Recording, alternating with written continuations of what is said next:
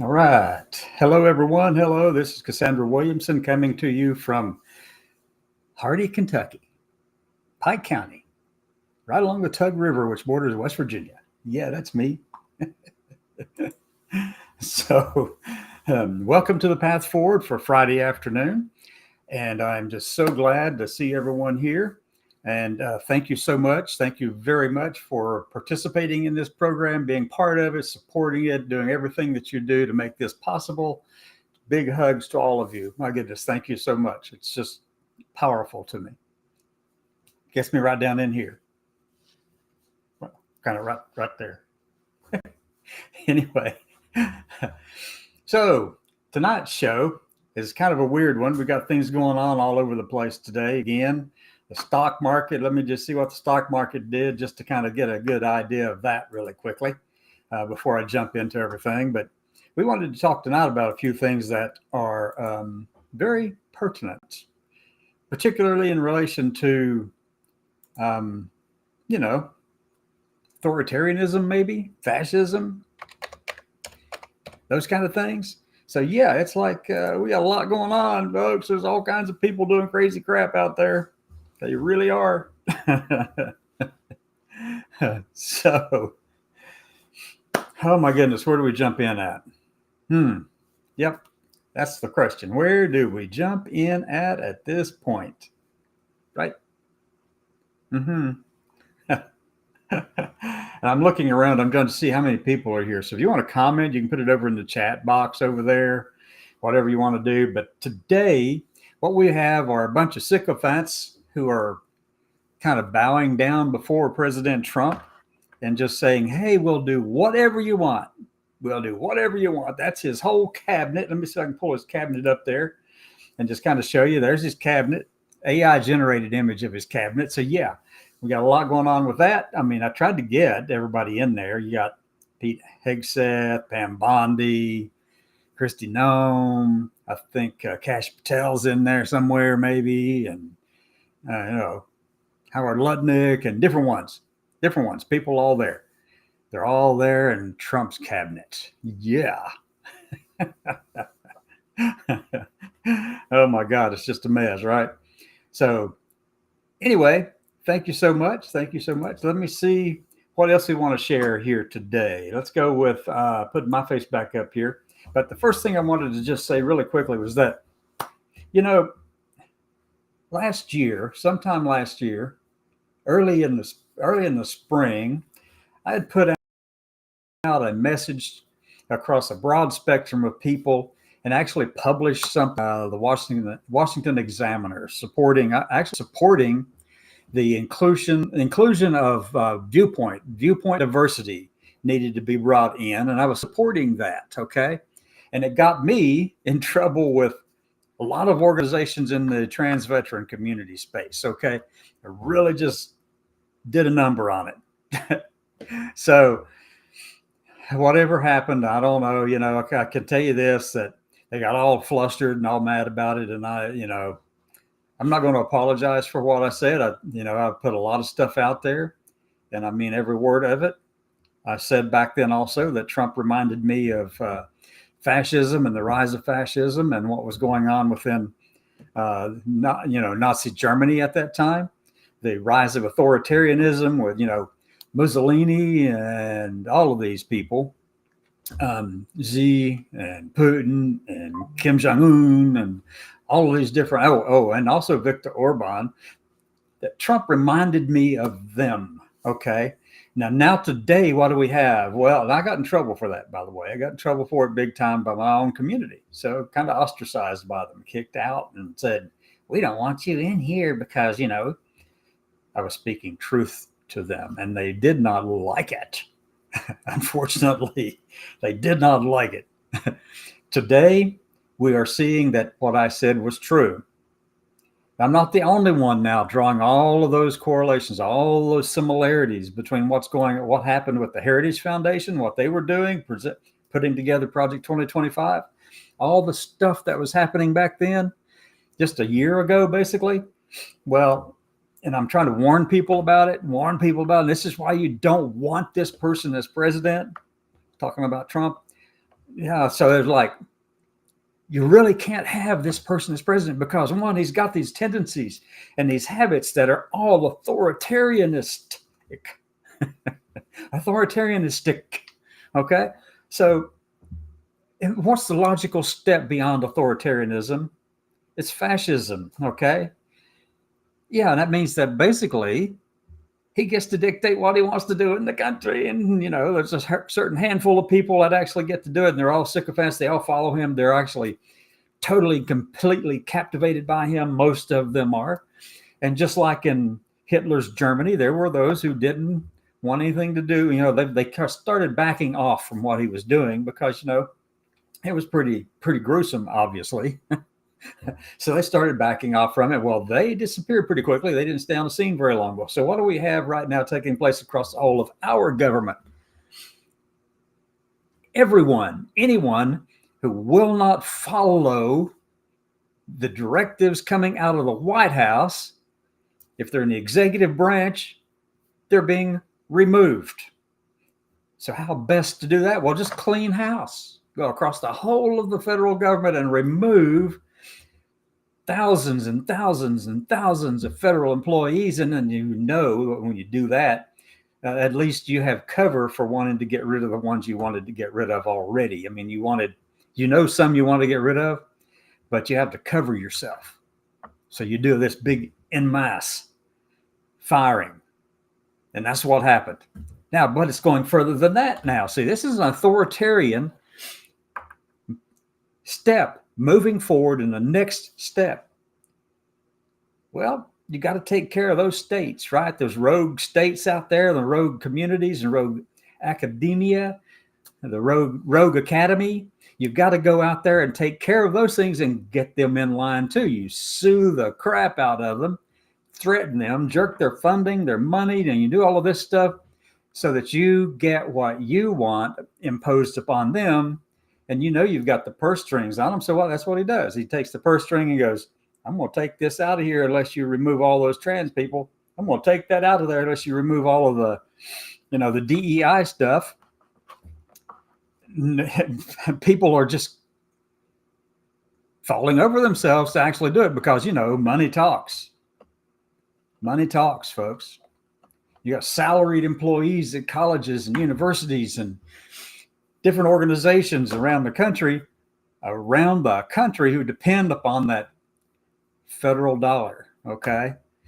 So they are beholden to them. If they want to continue doing what they are doing, then they yield. Yeah. So that's basically what all that amounts to. But those are authoritarian actions coming from this White House. They're telling the states how to behave. At one point in time, the Republican Party was all about states' rights, state having their autonomy and their sovereignty protected. I haven't heard a single one of these Republicans yet say anything at all about the federal government, the president of the United States, telling a state, a subordinate state within the United States, follow what I say, or I'm taking your money away, or I'm pulling you back, I'm taking it all away, and this is what your rules have to say. If you aren't saying all that stuff, we'll investigate you and take you before Pam Bondi's Justice Department, Attorney General, like the governor of Maine. Let's take it for that one, for instance. So we're seeing a lot of this kind of crazy behavior out of this White House where, he's telling the states, your sovereignty sucks. Mine reigns over yours. So much for states' rights. Right? That's exactly what he's saying. The Republican Party used to be all about states having independent sovereign authority within their borders, as long as they abided by the Constitution. But at this point in time, you have a president, Mr. Authoritarian president, saying, if you don't do it the way I want, I am going to take away your purse strings, take away all the money. So you won't be able to feed your kids going to school or do anything like that. I'll take all the funding out.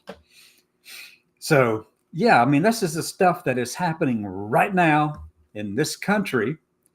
And for anyone to sit back and say that, that I shouldn't call this person a fascist, well, I got news for you. That's what he is.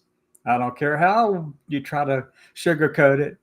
That's what he is. He's an authoritarian. And he wants to outdo. Now, here's the thing, that this person is so competitive.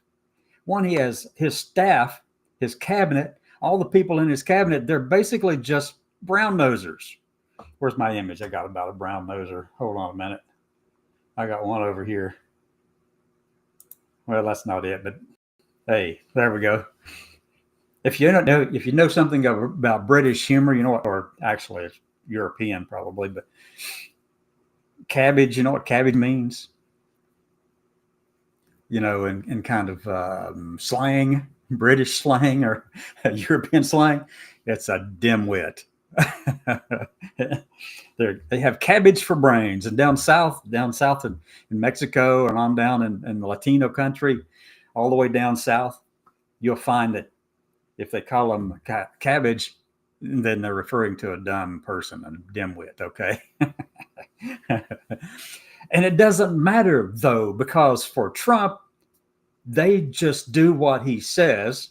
And if they challenge him, well, he'll find somebody else to put in their place because, there's always somebody else out there who will do it. I don't know. Let's say there's a couple over on X.com, Twitter, formerly Twitter, who will just jump right in there and do whatever the man said. I could name off a few of them right now. I kind of follow along with some of these people and just watch them, what they're saying, and it is scary. Some of these people are veterans, but they're wanting the president to have so much authority that he can go in and clean house, get rid of the minorities, or at least, I shouldn't say get rid of, put them in their place is more like it, because that's what he wants to do. He wants to put them in their place. Numbers USA. Remember that organization a while back? Numbers USA, I think it's still around, maybe one form or another. But Numbers USA, it sounded really ostensibly like it was a good thing. They were tracking the demographics in the country and all that kind of thing.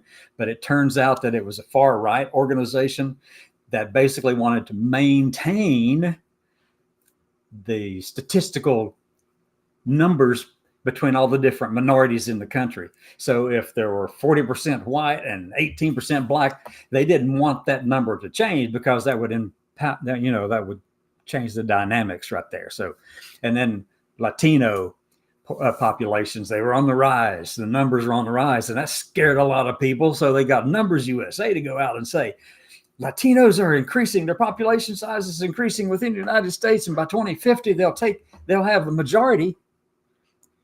So what do we have? We have a president now who is just going to go kick them all out. Now, if they're in here illegally, which they are, if they crossed the border illegally and didn't go through the right way, they're in the country illegally by definition. You can't deny that, okay? You can't deny that reality. I mean, that's common sense says that. I mean, if you cross the border, if you jump somebody's fence and into their yard, you have done so illegally, and you didn't go through the front gate, did you? Okay, so they have every right to kick them all out if they came in here illegally. But I will say now, I know quite a few people who did come here illegally, and I will tell you this, that many of them are family now. So be careful. Be really careful. Okay. So basically what I'm saying is this bent towards authoritarianism is something that goes way back, folks. Geez, you can find examples of it all throughout history, but what they have around them, one, they were scared to death of any strong opposition. They made sure that the opposition to them was either eliminated or forced into impotence, literally. Had no children. But there was always going to be someone to challenge that authority. Somewhere along the line, someone would challenge it. There's plenty of Cleopatras out there. Okay. I think some of them may be on this cabinet, but right now they all look like, brown nosers. Yeah, brown nosers on the cabinet. Yeah. There's a whole bunch of those. If you don't like what I'm saying, well, I'm sorry. Just go find something else to watch. This is what I'm saying. This is how I feel about it. This is what I've seen. I've been trying to warn people about this for a number of years now. I had to do so. Originally, I had to do so in a very politically correct way, okay? I was trying to be PC about it all. Well, folks, in Greek mythology, Cassandra was the person, or the prophetess who stayed in the cave, made pronouncements that were all true, but no one would listen to her. No one would heed her warnings. I'm hoping that the cave is open loud enough and I've got a big enough platform where I can yell out and people can hear, because I've always approached things from a very strategic point of view, and I miss a lot of things. I get it. I make mistakes all the time. I try to learn from them. But at the same time, if you can, this is how I approach it. If you can look at something from a more holistic view, holistic not in medical sense, but holistic in the sense of big picture kind of thing, and look at it from that perspective. But how do you get a big picture? How do you acquire the skills to do that? Anyone can do it, really, but it has to come from a place of knowledge and some experience. It's got to come from that. You have to be cognizant. You have to be aware of what the other side is thinking and how they think. You got to study the opposition, study your enemies, even though I don't consider these people, and these are Americans we're talking about here now, right? That's the other half of the country. I want to make it very clear. I'm not considering them as enemies at all. They're Americans. I sincerely believe they've been misled, and the wool's been pulled over their eyes, and they've been looking for a savior, because they want somebody who is authoritarian, who is the boss of bosses. And that's what they get in Trump. And they're happy with that. And they will do everything in their power to see that he gets what he wants, at the detriment to the rest of us in the country. Okay? So what's the path forward? How do you move forward in an environment where the president is moving towards more and more of an authoritarian perspective? Now, at the original part of this, the height of this, the top of this story, one of the headlines I had on was "The Trump apologists are working overtime." Well, if you go on Fox News, which for the last several days, and actually for forever, not ever, but since this president came on the scene, they've been apologizing for him, defending him, and making it look like it was something else. Every time something crazy comes along that from this president, they apologize for it in some way. If it's stupid and crazy, they'll apologize and try to move on for it. And sometimes they're apologizing for the tariffs or the extent of the damage caused by the tariffs or something stupid he said. Like, for instance, remember just a couple of days ago, it wasn't very long ago, when he said groceries. That's such an old-fashioned idea. Old-fashioned word. That's how he put it. Groceries. That's an old-fashioned word. I don't know. I haven't heard too much about that lately, but whenever someone uses that kind of language to describe a word that the rest of the country is very familiar with, because you have to have groceries, you don't get somebody to go out and get it for you. You go get it yourself. That's a huge disconnect that just got looked over by everybody else. You got all these apologists out there saying, no, that's not what he meant. He's just saying it this way. That's the kind of person he is. You just have to give him time, let it go through, give him time. He'll get there. What can I tell you about that? Not. Let's see. I'm going to get some comments here real quick before we get off in here. Let's go over here to the chat button. I want to pull up the first one that you mentioned. That was at 17, at 10. Here. This is the first one you put in here, Junia. Thank you so much, by the way. Most dangerously stupid cabinet that there has ever been in the country. Rivals and surpasses the McCarthy era. Yes, it does. In a huge way. But luckily, some of the protests are helping. I'm just hoping for the best. The protests, it gives people a sense of camaraderie, of ownership of a bigger problem, bigger challenge, and people start joining together. As long as those protests don't get violent or out of hand or destructive of property, that's great. Absolutely. Fully supported. But the moment they get to be violent, or they attack someone or hurt someone in the process, or they're throwing things at somebody, and then I am required then to call it out and say how stupid that act was from one of the protesters, or part of the protesters, or a subgroup in the protesters. Make sure that the people who are protesting are doing so in a way that reflects highly on the entire country and all of the people within it. Okay. Let me go to your next comment up here. I'll put your next one up. Okay, Junia says, so far I believe that they have found something like 420 of the people who have been sent to El Salvador that were here legally. Only a handful have been MS-13 or Trinidad or Agua. Yeah, that's true. That is true. But it goes back to the point of they're going to say they're here illegally. Now, have you seen the recent thing, though, that they're wanting to go in and say,